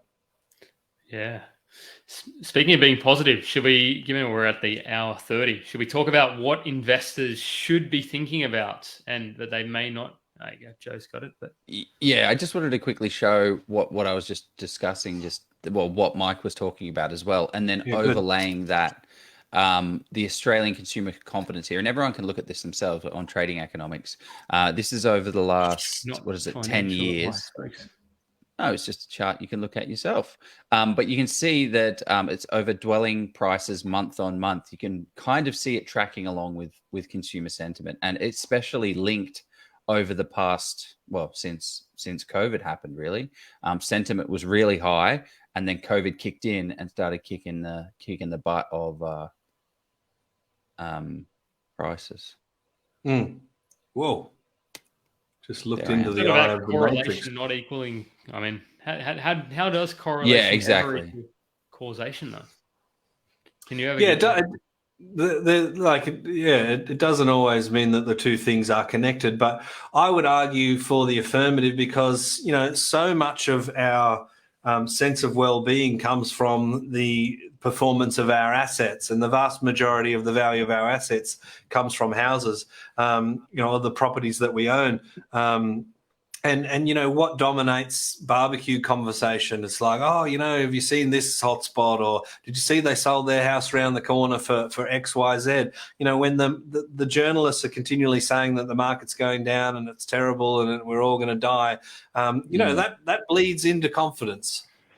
Definitely. Yeah, you can. And people are confident when they're earning more money, when there's job opportunities, when they're buying things that make them feel happy, So that sort of speaks to their availability to upgrade or to purchase investment properties as well.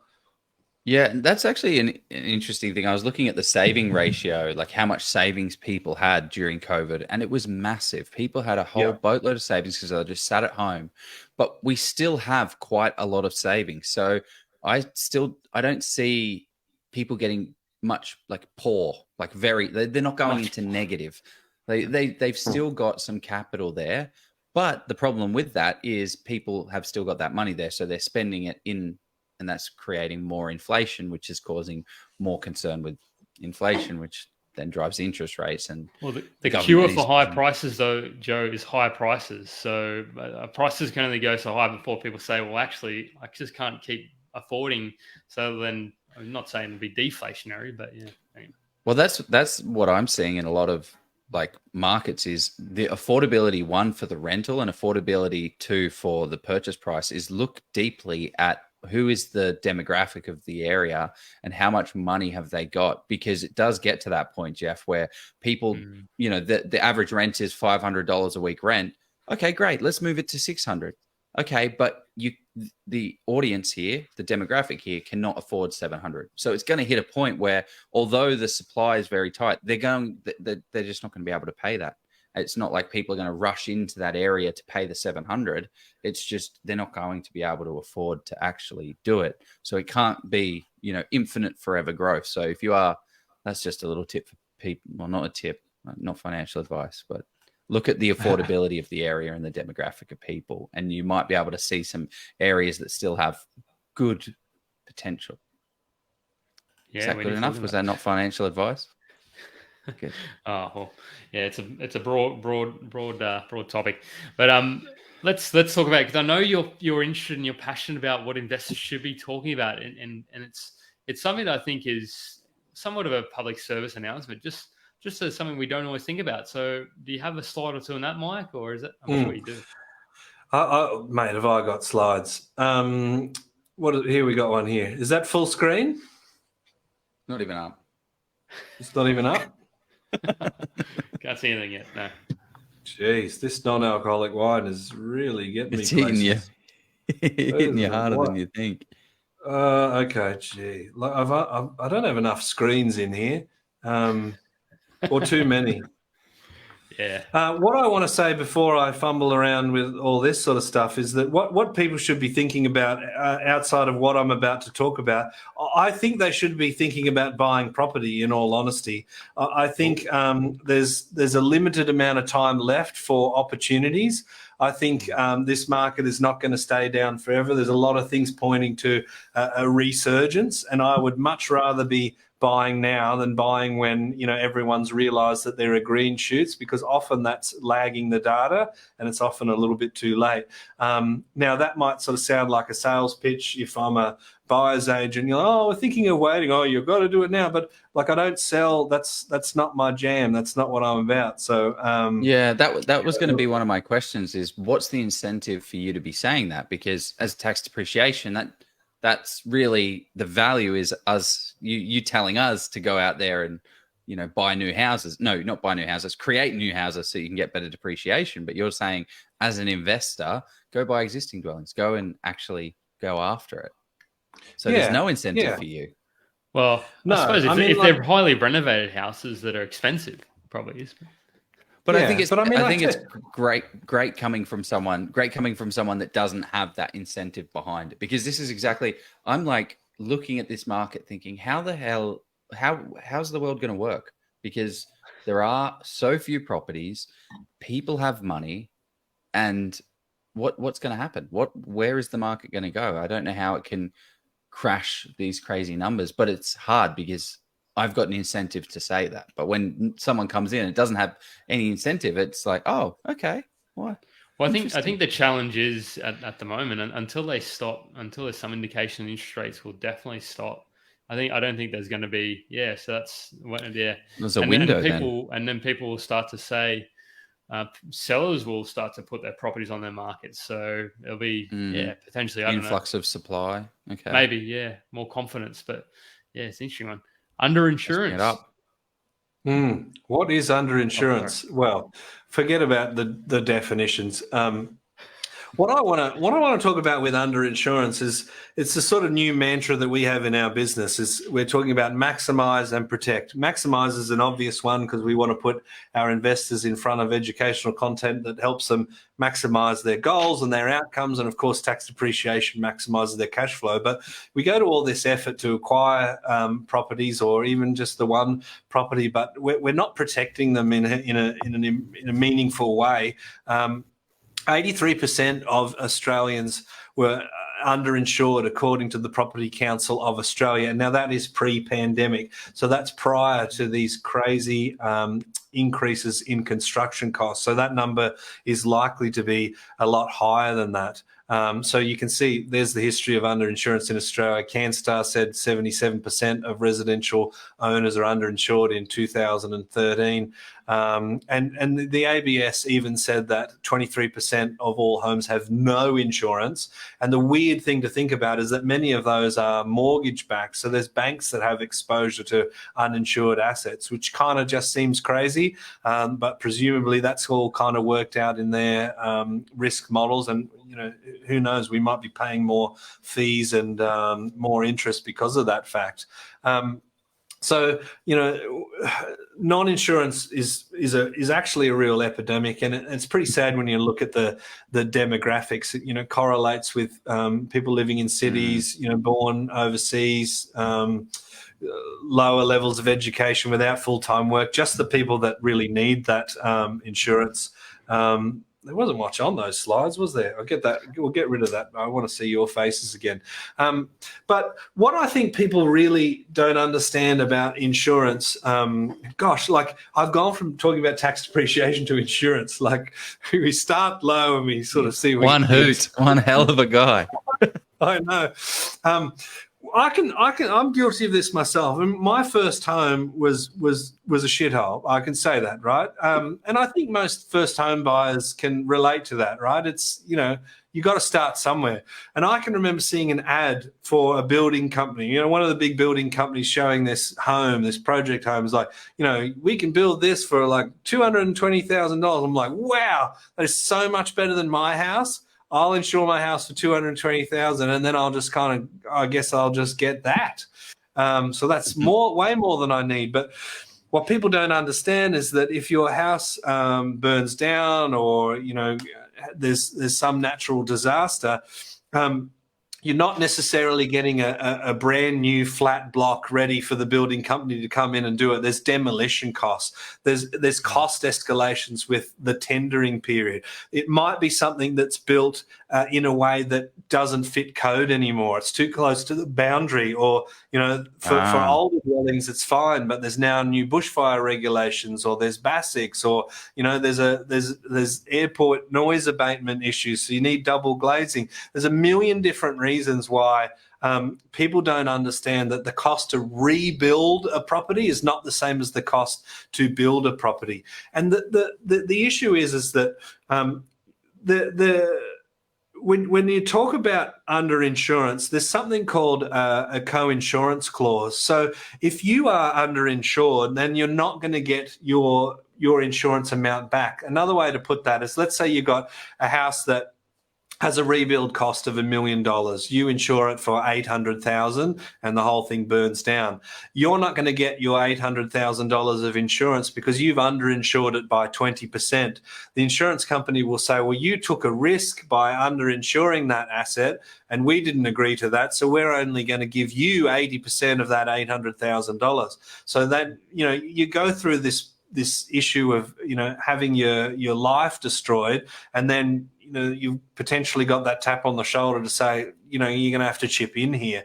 Mother Nature is really, really annoyed with what we've been doing to her, and these events become much more frequent. And underinsurance is an epidemic that we're pretty passionate about trying to share people's understanding of it. And some of the big problems come from valuation reports, where valuers will put a replacement cost estimate on something. They're not qualified to do that work, and there's a disclaimer in their report saying that they need a quantity surveyor to do it. And people using online calculators, which just aren't really good enough. So people really need to be able to understand their construction costs. Now, we do replacement cost estimates for insurance. We do these reports. We do them at a flat fee of $600 plus GST for anything under $10 million. And that includes commercial property where they've got plans as well. But the appetite, I've got to tell you, in the residential space is not there. People are happy to pay me $600 or $700 for a depreciation schedule that puts $3,000 back in their pocket. But will they pay $600 to say you're underinsured, you're risking that asset, so now you really ought to put your premium up? The appetite is just kind of not there. We fear the tax, and we want to get that back more than we think about the consequences of underinsuring an asset. Well, I mean, my insurance just went up 23%. Is that not enough insurance money that I'm paying to get a. Well, there's a premium though, and how much your property is actually insured for. Yeah, I mean, did your your cover increase, or was it just the extra cost of the premium? See, that's the problem too, because if people, if there's national disasters, then that might actually affect the premium of the people that aren't affected by that, but are in that location or even in that state, right? The insurance companies are recouping that somewhere. So these natural disasters are going to make insurance, much more expensive for all of us. There's a few different sort of insurance co-ops that are trying to solve this problem, but there's been issues with those. But yeah, insurance costs themselves are a whole nother question, and that just comes down to the fact that we're having a lot of these natural disasters and issues happening in the country and around the world. So how important because one of the rules that I have, like I like to have rules for investing. So no fire, no flood, no easements, no encumbrances, all of that stuff. How important are these natural disaster ones, like no flood, no fire, for your perspective of investing?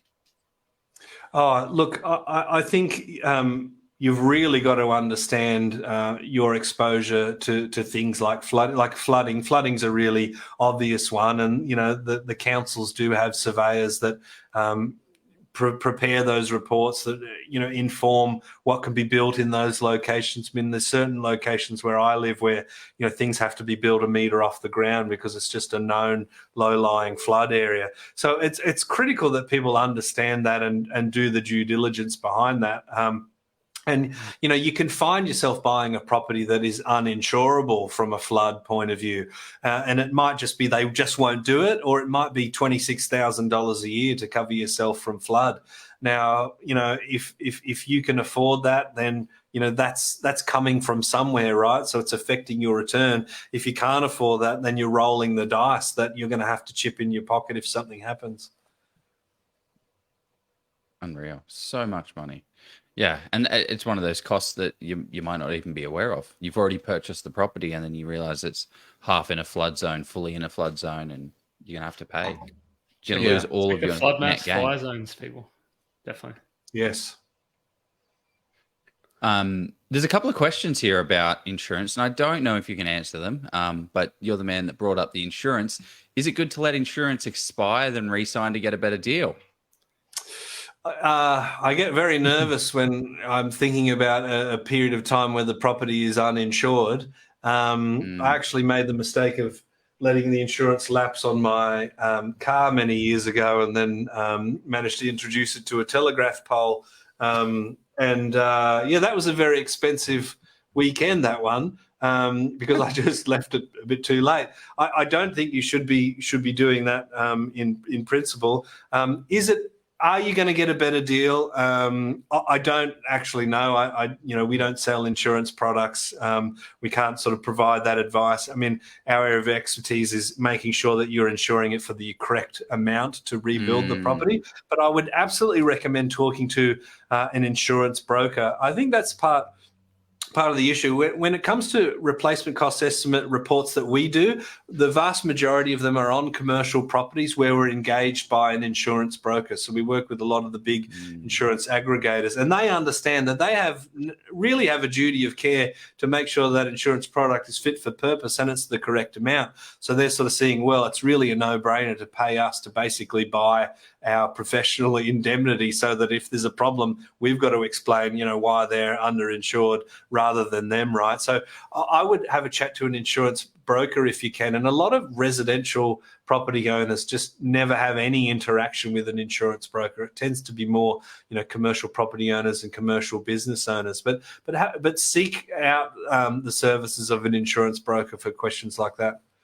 Yeah, and another thing just to mention on that is you don't have to wait for it to expire. You can have 10 days left on your existing one and then buy a new plan, and it overlaps. So that's probably the safest bet. Yeah, you might pay an extra couple of dollars, but you've then got coverage. Or time it and say, I want my new policy to start the day this one expires or the day before this one expires. I'm sure that's a little paperwork thing. Yeah, and like, I don't know this for sure. I've never actually done it, but I'm sure you'd get a rebate on the remaining time. Or at least worth the question. I know changing, my car insurance, I've had that happen, or when I sold a property, sold a car, for example. So, you might not necessarily be needing to pay for the back end of that policy. You're sort of cancelling that contract and moving on to another one. Love it. Right. Okay, well, let's jump into questions. I think this has been a really varied topic from someone that's in the industry in a different way. I feel like you come from a different angle. Like, you just overlook property. You're not you're not knocking on doors and buying and selling these things, but you see a whole heap of transactions and look at it from a different angle. And also, you're interviewing experts all the time on your Geared for Growth podcast as well. So it's awesome to get these hearing all of this. And it's good to hear that it's not just like when we get experts on that have an incentive to sell the property market. You've got no real incentive to sell the property market, but you're still saying similar things about supply and demand and affordability, like what is going to happen. And it's all around, it's looking pretty good. Do you foresee more power given to CDC approvals to help fast track developments? And this is from Jenny, complying development certificates approved. Great question, They're Jenny. only in Great question. New South Wales, aren't they? Yeah. I mean, like, the difference between a complying and development and having to go through a full DA is pretty stark from a effort and a cost point of view. Do I foresee it? I mean, like, another question you could say is, like, would that be a good idea? Like, yes, that would be a great idea. Do I foresee it? It's it's up to the councils, right? Because we're not talking about decisions that Albanese makes or Perrottet or what have you. It's local council. So look, I'd love to see the barriers to development and construction be removed as much as still protects the aesthetic of areas and the quality of dwellings and the safety of the people that live in them. But do I foresee it? I mean, I haven't seen anything that makes me think that there's going to be a fundamental change there. But sooner or later, we've got to look at all the things that make supply more difficult, and the planning part of it is part of that solution. Yeah, interesting. That's a good insight. I didn't think of it that way. And also with these government incentives, it's also trying to get votes. They have to actually be taken in, and the government needs to be getting votes for people to vote for them. So they can't say stuff like, let's incentivize property investors to get the supply going more. You just can't. You just can't say it. And Jenny said Dan was hoping something was in the works. So and yeah, I'm sorry, Jenny. And there may very well be. I mean, I'm not a town planner. We don't do any compliance inspections or anything like that. So hopefully there is, but I haven't heard any rumblings in the people that I speak to. Love it. Okay. Well, the other stud. We've got time for one more. Let's do it. Why not? Because I think this one was interesting. And I think the safer is all relative. So I don't know whether you want to comment on. Okay. So what is better or safer to buy? A house or land package that one builder is in the estate, or buy a house and land package and engage your own builder? Which is less risky? I think it's in regards to liquidation, I suppose.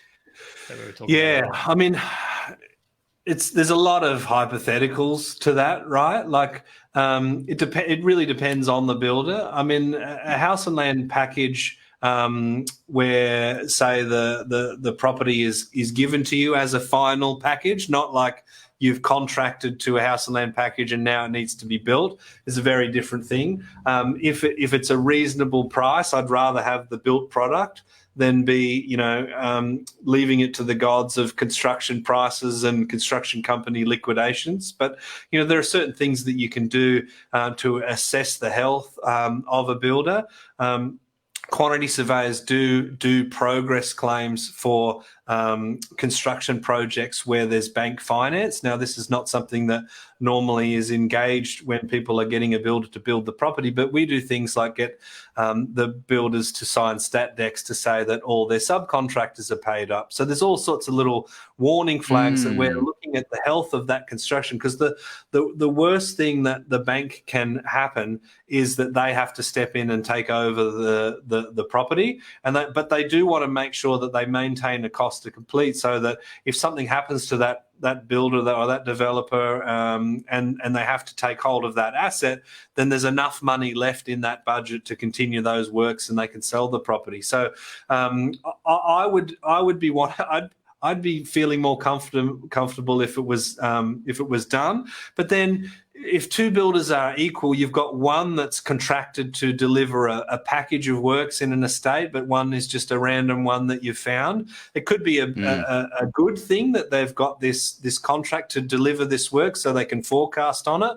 Although during that peak period of prices, they could have been contracted at a 6% margin because they were trying to buy work, and construction costs went up 20%, and they're at a higher risk. So it's a hard question to answer without all of those little sort of hypotheticals and caveats being thrown in there.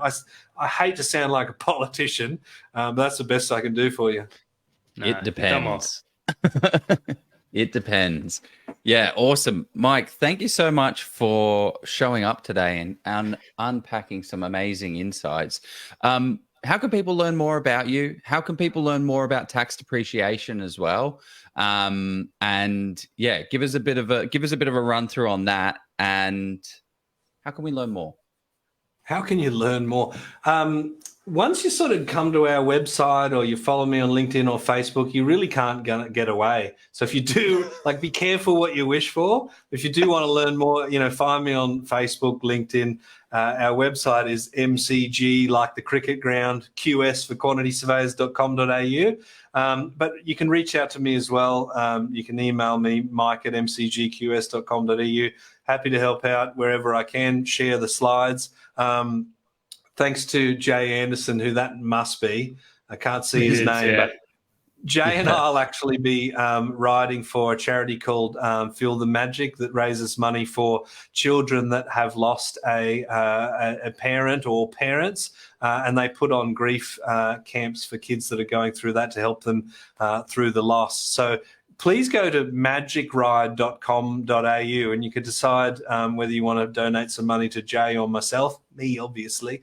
But yeah, I'd love you to get behind that. If I've said anything that you've got something for, or has had any value, you feel free to repay me by providing some money to that beautiful charity. Yes, load that up there, Jeff. And anyone that who has listened to this, put some dollars behind it. Help him out, because that sounds like an amazing cause. Thank you very much, Mike. Is there anything else you wanted to kind of cover off or dive into? I can just imagine everyone at home going, please God, no. Yeah. We've done an hour and 50.